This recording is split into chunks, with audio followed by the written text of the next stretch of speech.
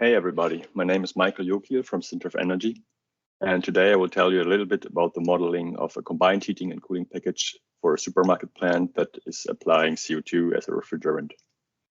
This work was conducted in the context of the MultiPACK project, which was presented in the previous presentation.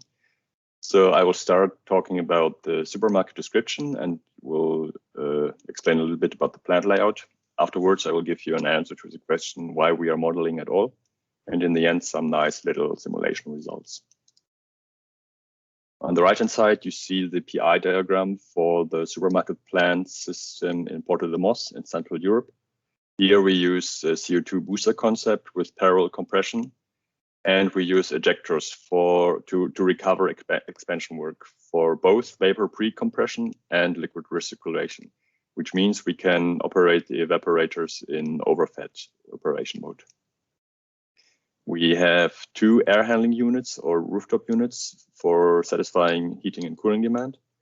We have domestic hot water production, and we can also operate the system in a heat pump way. Here you have a picture of the real world system where you see all the components that I was talking about in real life, with the compressors being here and the ejectors being here. The installed electric power demand is roughly 180 kilowatt, and the area of the supermarket equals roughly a third of a football field. The whole system is fully instrumented, so we have a lot of sensors that we can apply in our model. Why do we have to model all of this? Why are we using so much budget and so much manpower to model all of this?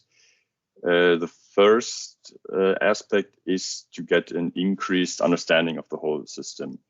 Through modeling, we get information on system parameters that are not measurable at all, or system parameters where we have simply not installed any sensors. We can enhance the possibilities to evaluate the system. We can easily conduct long-time studies, 1 year studies for the plant that only takes several hours in the real world. With the help of the model, we can suppress disturbances, while in the real world, we have to face weather extremes or the failure of some components. And in the end, we can augment the whole facilities for testing our plant, which means we can test completely new designs, we can try other refrigerants, new control strategies, and conduct experiments that would be too expensive or demand too many manpower in the real world. So starting from the PI diagram that I showed you before, we developed a model which looks quite like the PI diagram. If you take a look at the compressors here, which are in the model also on the same spot, and the ejectors are here, which have been before also here. So it's quite easy to orientate if you're familiar with the PI diagram. In the context of this model, I want to talk about 3 parts. First, I will talk a little bit about how we validated this using the measurement data. Afterwards, we have to talk a little bit about the controllers that we applied, because these are crucial for the stability of the simulation. And in the end, I will talk a little bit about the ejectors, because here is where we were missing some information from the sensors. So this is where we applied the model to get some results. As for the measurements, these are, of course, crucial for validating our model, which means we are using some measurements in the model as an input. And in the end, we compare what the model is calculating with some remaining real-world measurements to see if the estimated results from our model fits the measurement. We can do this in 2 ways. Either we use the measurement data directly, which means we simply directly apply, for example, the compressor speed as a fixed value into the model, and the model just applies the compressor speed. We are doing this in an indirect way, which means in the compressor context, if the compressors are controlled to adjust the low pressure, we would just provide the measured value for the low pressure to the model, and the model internal controller would adjust the pressure in the model towards the measured value of the low pressure. Some challenges that we have is to clearly consider the aggregation level. should we use measurement data that has a resolution of 1 minute or 1 day? It's very highly dependable on which measurement data we are talking about here. So this might be an issue. And also the general quality of a measurement can be challenging when we have sensor failures in real world or general fluctuations. The controllers are, I would say, the heart for a successful, or the base for a successful dynamic simulation, because they are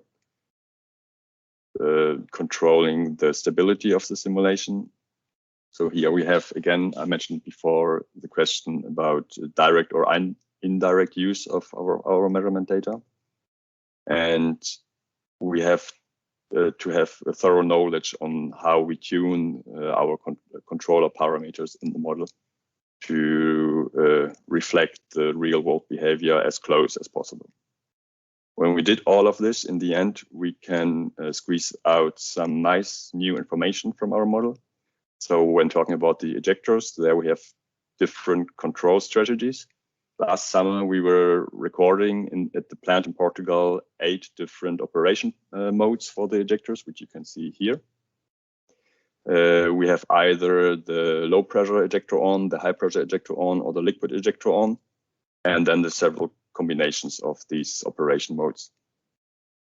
And with the help of the model, we could enhance what was actually happening around the ejectors, and the result looked like this. When we were plotting the results in a 3D plot, it looks like this. We have the ejector efficiency here, plotted against the driving pressure in the ejector and the pressure lift. The driving pressure, which is the high pressure in the system, and the pressure lift that we gained with the help of the ejector.